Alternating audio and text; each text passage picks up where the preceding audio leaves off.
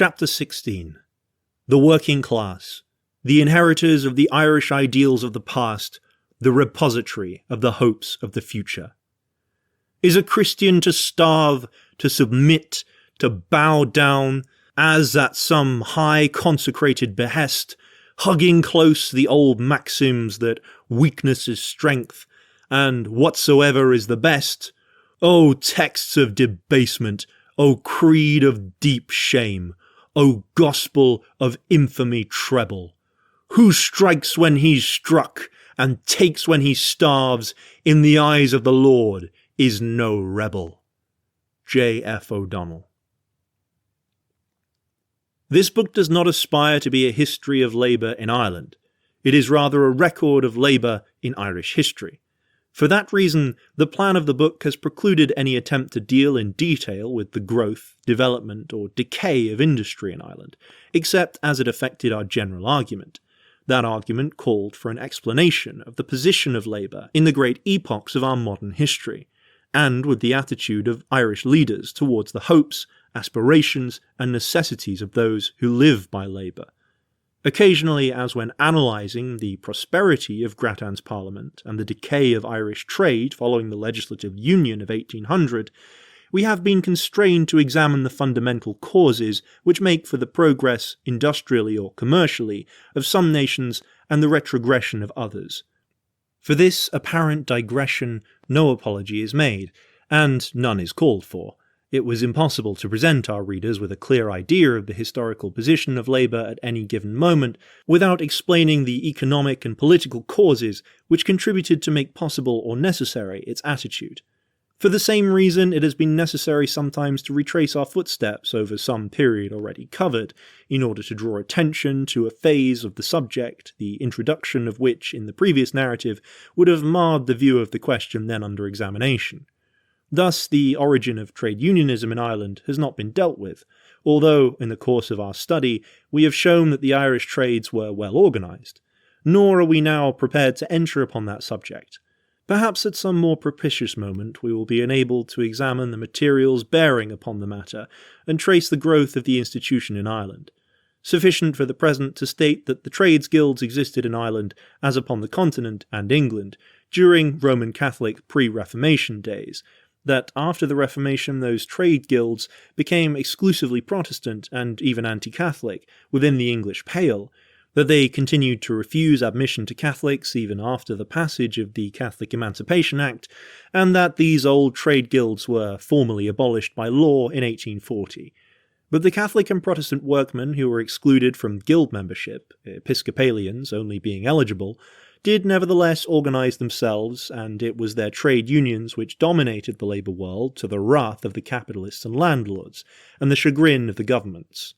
One remarkable and instructive feature of their organisation in town and country was the circumstance that every attempt at political rebellion in Ireland was always preceded by a remarkable development of unrest, discontent, and class consciousness amongst their members, demonstrating clearly that, to the mind of the thoughtful Irish worker, political and social subjection were very nearly related. In the Dublin Chronicle, January 28, 1792, there is a record of a great strike of the journeyman tailors of Dublin, in the course of which, it is stated, armed tailors went to the workrooms of Monsieur Miller, Ross, Ross Lane, Leet, Merchants Quay, Walsh, Castle Street, Ward, and Cope Street, attacked certain scabs who were working there, cut off the hands of 2, and threw others in the river. In another and later issue of the same journal, there is a record of how a few coal porters, dock labourers, were seized by His Majesty's press gang, with the intention of compelling them to serve in the navy, and how the organised quay labourers, on hearing of it, summoned their members, and marching upon the guard-house where the men were detained, attacked it, defeating the guard, and released their comrades. In the same paper, January 3rd, 1793, there is a letter from a gentleman resident at Carrickmacross, County Monaghan, describing how an armed party of defenders paraded through that town on its way to Ardee, how the army was brought out to attack them and a number were killed. On January the 24th, 1793, another correspondent tells how a battle took place between Ballyborough and King's Court, County Cavan, quote, between those deluded persons styling themselves defenders and a part of the army. End of quote. when 18 labourers were killed, 5 badly wounded, and 30 taken prisoners and lodged in Cavan jail. There is also on July the 23rd, 1793, the following account of a battle at Limerick. Quote, "Last night we hear that an express arrived from Limerick with the following intelligence, that on Saturday night a mob of 7,000 or 8,000 attacked that city and attempted to burn it, that the army, militia, and citizens were obliged to join to repel these daring offenders and to bring the artillery into the streets, and that after a severe and obstinate resistance, the insurgents were dispersed with a loss of 140 killed and several wounded." End of quote. Similar battles between the peasantry and the soldiery, aided by the local landlords, occurred in the county Wexford. In the reports of the Secret Committee of the House of Lords, 1793, speaking of the defenders, who, as we have stated before, were the organised labourers striving to better their condition by the only means open to them, it says, quote, "They first appeared in the county Louth, soon spread through the counties of Meath, Cavan, Monaghan, and parts adjacent, and their measures appear to have been concerted and conducted with the utmost secrecy, and a degree of regularity and system not usual to people in such mean condition, and as if directed by men of a superior rank." End of quote. All this, be it noted, was on the eve of the revolutionary struggle of 1798, and shows how the class struggle of the Irish workers formed the preparatory school for the insurrectionary effort. The long-drawn-out struggle of the fight against tithes and the militant spirit of the Irish trades and ribbonmen we have already spoken of as providing the revolutionary material for 1848, which Smith O'Brien and his followers were unfit to use. For the next revolutionary period, that known as the Fenian Conspiracy, the same coincidence of militant class feeling and revolutionary nationalism is deeply marked.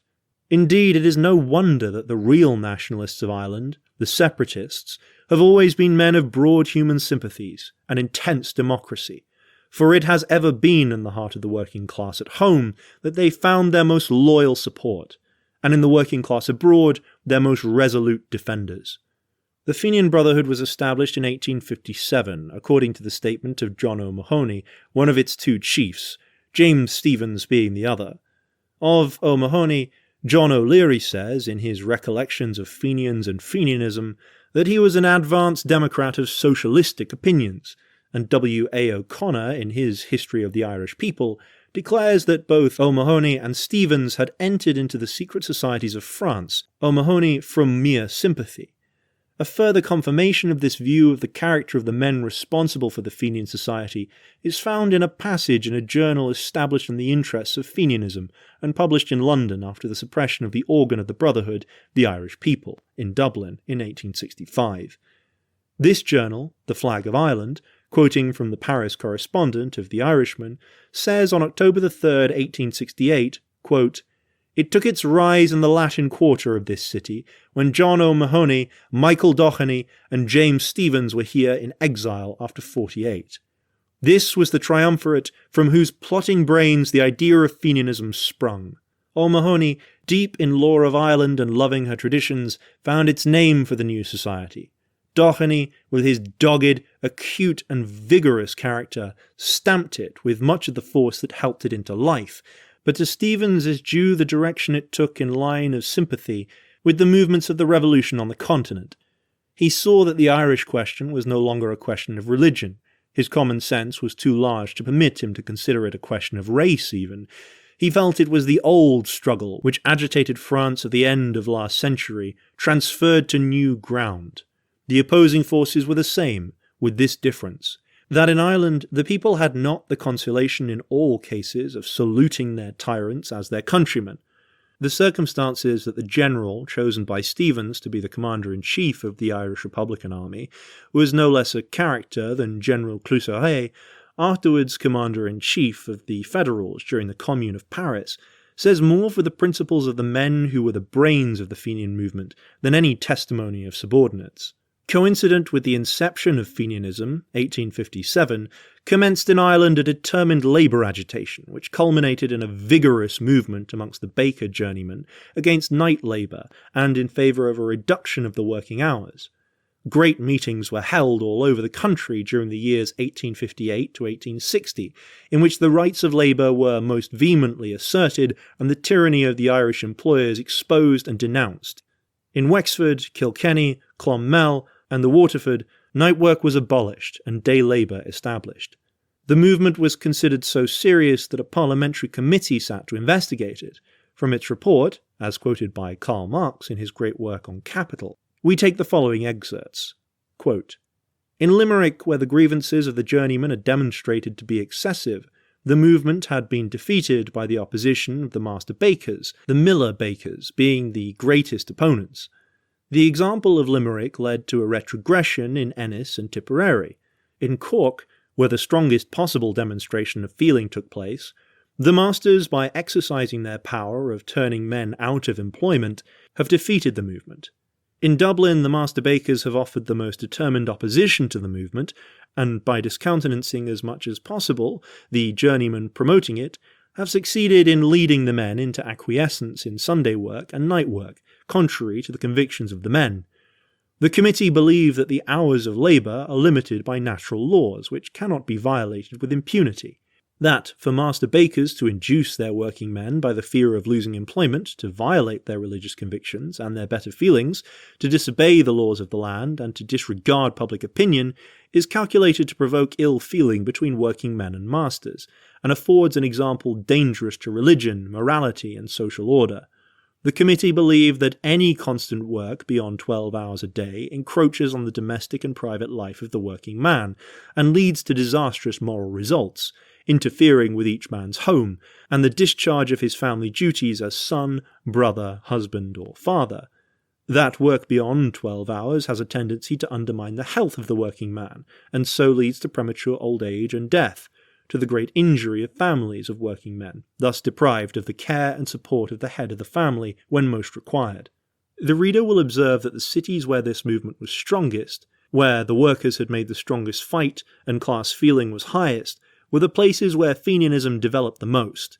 It is a matter of historical record that Dublin, Cork, Wexford, Clonmel, Kilkenny, Waterford, and Ennis, in their respective counties, were the most responsive to the message of Fenianism.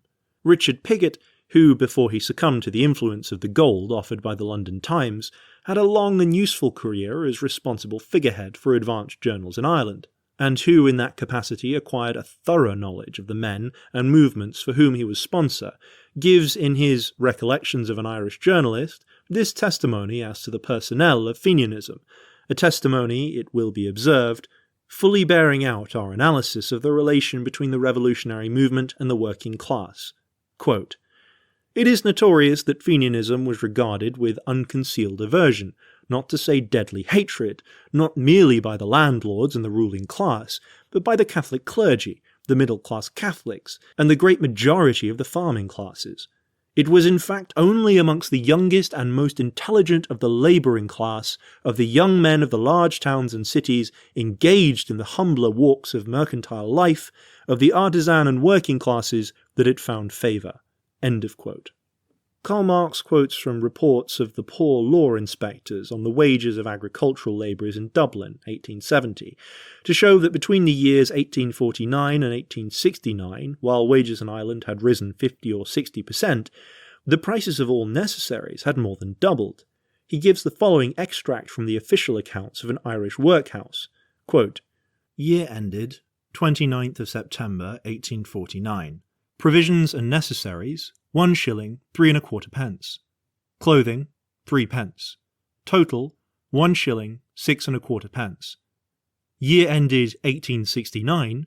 Provisions and necessaries, 2 shillings 7 1/4 pence.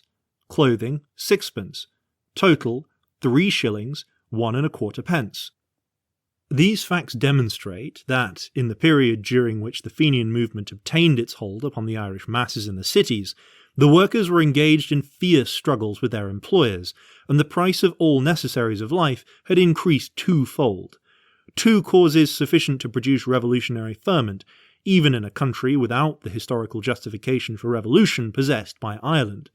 Great Britain was also in the throes of a fierce agitation as a result of the terrible suffering of the working class, resultant from the industrial crises of 1866 and 1867. The Morning Star, the London paper, stated that in 6 districts of London, 15,000 workmen were in a state of destitution with their families. Reynolds' newspaper, on January 20th, 1867, quoted from a large poster, which it says was a placard all over London, the words, "Fat oxen, starving men." The fat oxen from their palaces of glass have gone to feed the rich in their luxurious abode, while the starving poor are left to rot and die in their wretched dens. End of quote. And commented that, quote, "This reminds one of the secret revolutionary associations which prepared the French people for the events of 1789. At this moment, while English workmen with their wives and children are dying of cold and hunger, there are millions of English gold, the produce of English labour, being invested in Russian, Spanish, Italian, and other foreign enterprises." End of quote. And the London Standard of April 5th, 1866 stated, quote, "A frightful spectacle was to be seen yesterday in one part of the metropolis. Although the unemployed thousands of the East End did not parade with their black flags en masse, the human torrent was imposing enough. Let us remember what these people suffer. They are dying of hunger. That is the simple and terrible fact. There are 40,000 of them.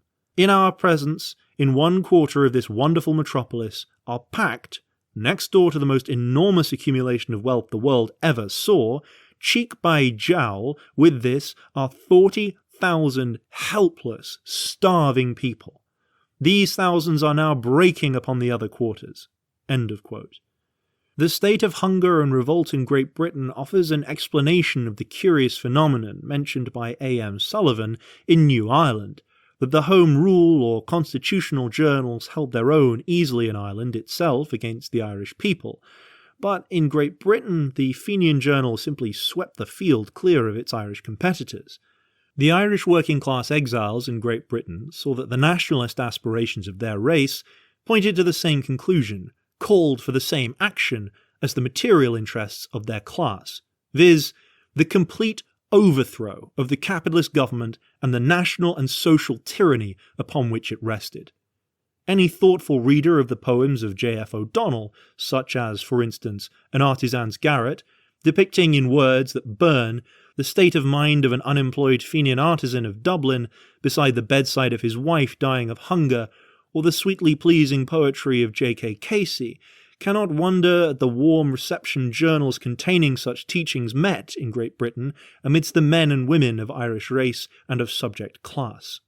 Just as 98 was an Irish expression of the tendencies embodied in the First French Revolution, as 48 throbbed in sympathy with the democratic and social upheavals on the continent of Europe and England, so Fenianism was a responsive throb in the Irish heart to those pulsations in the heart of the European working class which elsewhere produced the International Working Men's Association. Branches of that association flourished in Dublin and Cork until after the Paris Commune, and it is an interesting study to trace the analogy between the course of development of the socialist movement of Europe after the Commune and that of the Irish revolutionary cause after the failure of 67. In both cases we witness the abandonment of insurrectionism and the initiation of a struggle which the revolting classes, while aiming at revolution, consistently refused the arbitrament of an armed struggle. When the French revolutionary nationalists threw in their lot with the Irish Land League and made the land struggle the basis of their warfare, they were not only placing themselves in touch once more with those inexhaustible quarries of material interests, from which all the great Irish statesmen, from St. Lawrence O'Toole to Wolfe Tone, drew the stones upon which they built their edifice of a militant, patriotic Irish organisation, but they were also, consciously or unconsciously, placing themselves in accord with the principles which underlie and inspire the modern movement of labour. This fact was recognised at the time by most dispassionate onlookers. Thus, in a rather amusing book published in France in 1887 under the title of Chez Paddy, Englished as Paddy at Home, the author, a French aristocrat, Baron E. de Montmorency, giving an account of a tour in Ireland in 1886, in the course of which he made the acquaintance of many of the Land League leaders, as well as visited at the mansions of a number of the landlords, makes this comment, quote, "For in fact, however they may try to dissimulate it, the Irish claims, if they do not yet amount to communism as their avowed object, and they may still retain a few illusions upon that point, still it is quite certain that the methods employed by the Land League would not be disavowed by the most advanced communists." End of quote. It was a recognition of this fact which introduced the Irish World, the chief advocate of the Land League in America, to carry the subtitle of American Industrial Liberator, and to be the mouthpiece of the nascent labour movement of those days, as it was also a recognition of this fact which prompted the Irish middle-class leaders to abandon the land fight and to lend their energies to an attempt to focus the whole interest of Ireland upon a parliamentary struggle as soon as ever a temporary setback gave them an opportunity to counsel a change of tactics. They feared to call into the existence a spirit of inquiry into the rights of property, which would not halt at a negation of the sacredness of fortunes founded upon rent, but might also challenge the rightfulness of fortunes drawn from profit and interest.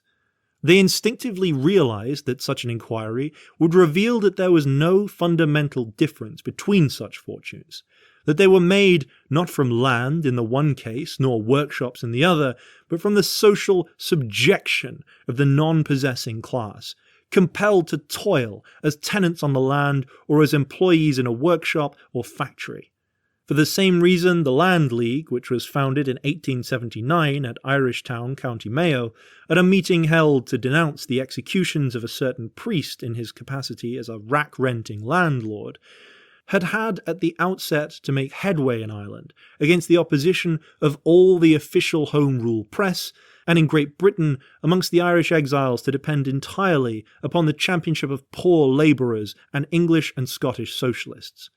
In fact, those latter were, for years, the principal exponents and interpreters of Land League principles to the British masses, and they performed their task unflinchingly at a time when the respectable, moneyed men of the Irish communities in Great Britain cowered in dread of the displeasure of their wealthy British neighbours. Afterwards, when the rising tide of victorious revolt in Ireland compelled the Liberal Party to give a half-hearted acquiescence to the demands of the Irish peasantry, and the Home Rule Liberal alliance was consummated, the Irish businessmen in Britain came to the front and succeeded in worming themselves into all the places of trust and leadership in the Irish organisations. One of the first and most bitter fruits of that alliance was the use of the Irish vote against the candidates of the Socialist and Labour parties. Despite the horrified and energetic protests of such men as Michael Davitt, the solid phalanx of Irish workers was again and again hurled against the men who had fought and endured suffering, ostracism and abuse for Ireland, at a time when the Liberal government was packing Irish jails with unconvicted Irishmen and women. In so manoeuvring to wean the Irish masses in Great Britain away from their old friends, the Socialist and Labour clubs, and to throw them into the arms of their old enemies, the liberal capitalists, the Irish bourgeois politicians were very astutely following their class interests, even while they cloaked their action under the name of patriotism. Obviously, a union of Irish patriotism and socialist activity, if furthered and endorsed by Irish organisations in Great Britain, could no longer be kept out of, or, if introduced, could not well be fought in, Ireland. Hence, their frantic and illogical endeavour to twist and distort the significance of Irish history and to put the question of property, its ownership and development out of order in all discussions on Irish nationality. But that question so dreaded rises again. It will not lie down and cannot be suppressed. The partial success of the Land League has effected a change in Ireland, the portent of which but few realise. Stated briefly, it means that the recent Land Acts, acting contemporaneously with the development of transatlantic traffic, are converting Ireland from a country governed according to the conception of feudalism into a country shaping itself after capitalistic laws of trade. Today, the competition of the trust-owned farms of the United States and the Argentine Republic is a more deadly enemy to the Irish agriculturalist than the lingering remnants of landlordism or the bureaucratic officialism of the British Empire. Capitalism is now the enemy.